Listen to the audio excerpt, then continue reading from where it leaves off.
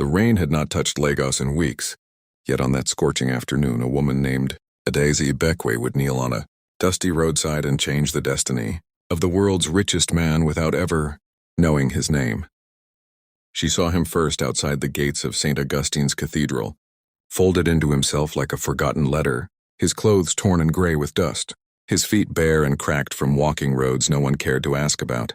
People stepped around him the way one steps around a puddle, careful not to be touched by what he represented. Adaeze was not wealthy. She sold fabric in a small stall at Belogan Market, waking before dawn each day to arrange her wrappers and laces, praying that today's sales would cover tomorrow's rent. But when she looked at the old man slumped against the cathedral wall, something inside her refused to keep walking. She crouched beside him and asked if he had eaten. His eyes, though sunken with exhaustion, held a strange clarity, as if he were studying her rather than the other way around. He said only that he had not eaten in 2 days, and his voice cracked like old wood. Adaeze reached into her bag, the same bag holding the little money she had earned that morning, and pressed it into his palm without counting it. Then, against every warning her mother had ever given her about strangers, she helped him to his feet and asked if he had somewhere to sleep. He shook his head.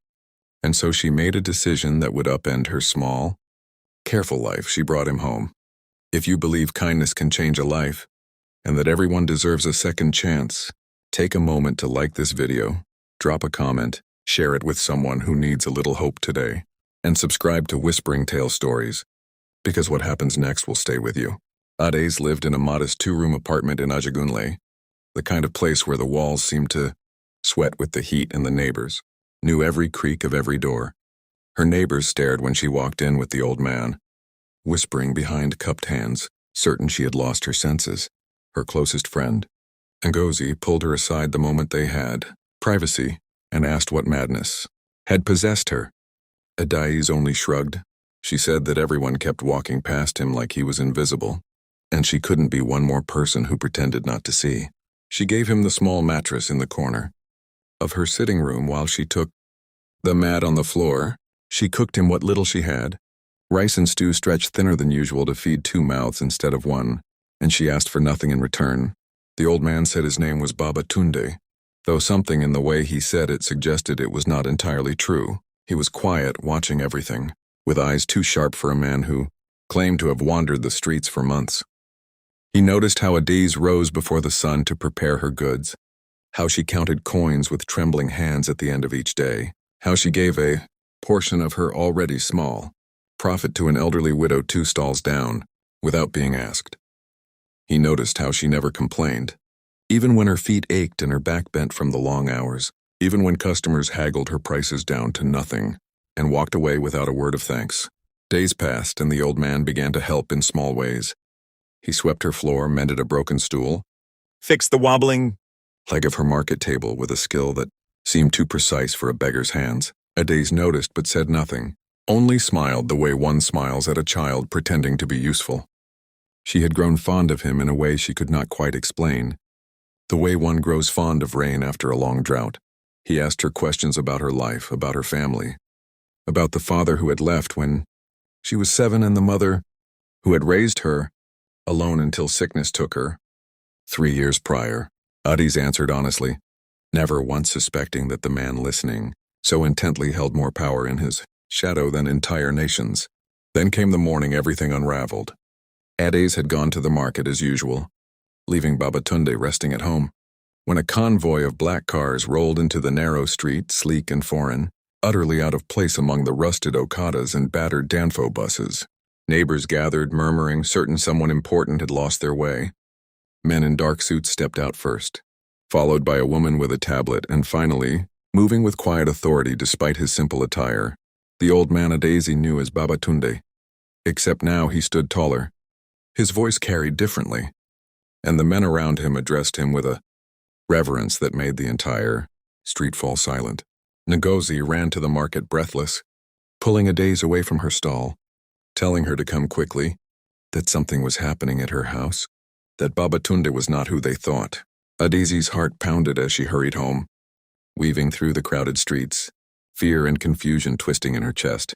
When she arrived, she found her small apartment surrounded, and Babatunde standing in the doorway, no longer looking lost or broken, but composed, dignified, achingly familiar in a way she could not place until the woman with the tablet addressed him by his true name. Chief Emeka Adeyemi, founder of Adeyemi Global Holdings, listed among the wealthiest men alive. The revelation crashed over a daze like a wave.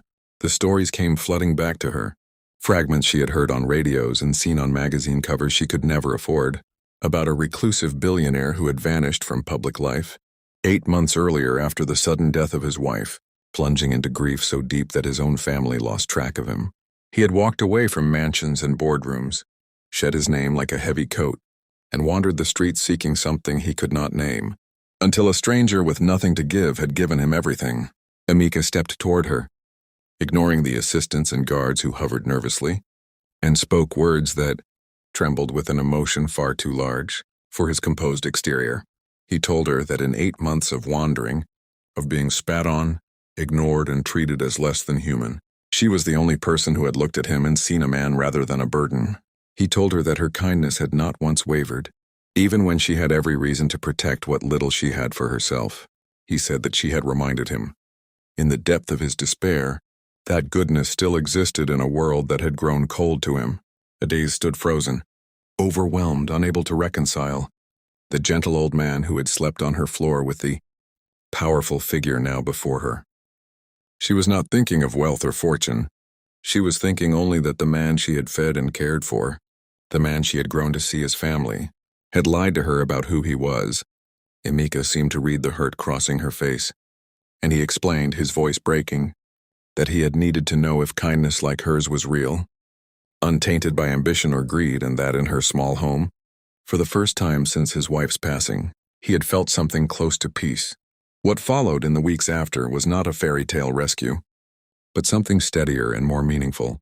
Emeka did not offer Adeyemi's riches to erase what she had done, understanding that her kindness was never meant as a transaction.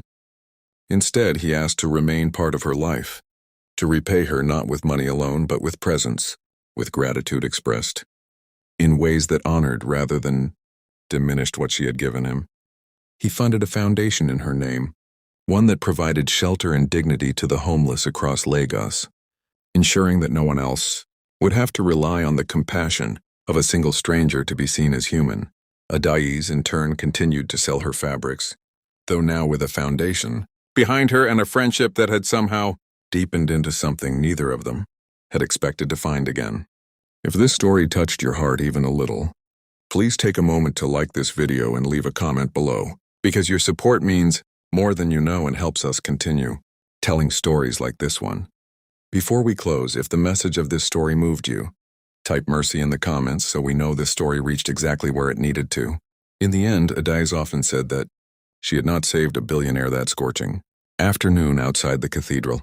She had simply refused to look away from another human being in pain, and in doing so she had found not wealth, but something far rarer, proof that kindness, offered without condition, has a way of finding its way back home.